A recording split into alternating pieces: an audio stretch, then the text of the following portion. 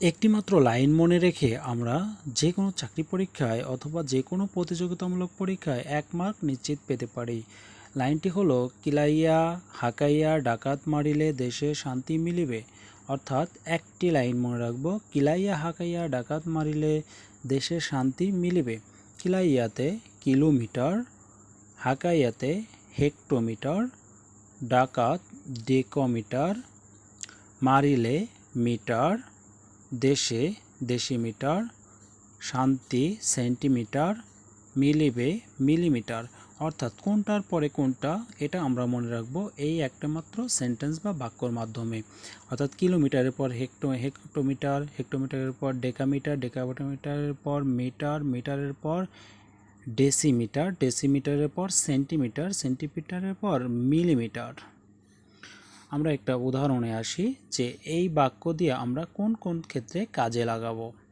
So দেখি, যদি বলা হয় প্রশ্নে 1 কিলোমিটার সমান কত মিলিমিটার, অর্থাৎ যে কিলোমিটার বা মিলিমিটার যাই বলুক প্রথমে আমরা একটা 1 লিখব। 1 কিলোমিটার তাহলে 1 লিখলাম। অর্থাৎ কি বলছে, মিলিমিটার পর্যন্ত যেতে বলছে, তাহলে মিলিমিটার কয় গড় পরে আছে সেই কয়েকটা শূন্য দেব। তাহলে কিলোমিটার যেহেতু চাইছে কিলোমিটার বাদ, তাহলে মিলিমিটার যাইতে লাগে হচ্ছে 1 2 3 4 5 6।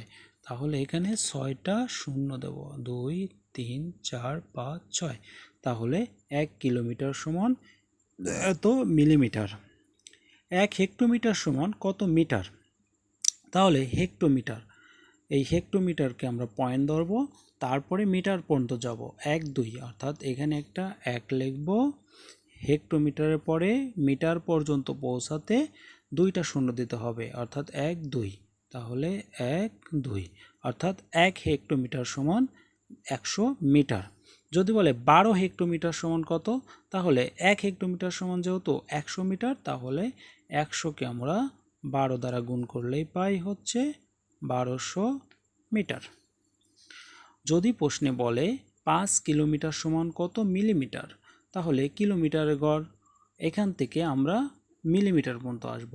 1 2 3 4 5 6, তাহলে 1-এর পরে কয়টা, 6টা শূন্য, 2 3 4 5 6। যেহেতু 5 বলছে তাহলে 5 দ্বারা গুণ করে দেব, তাহলে 5 দ্বারা গুণ করলে 5 × 5 1 2 3 4 5 6।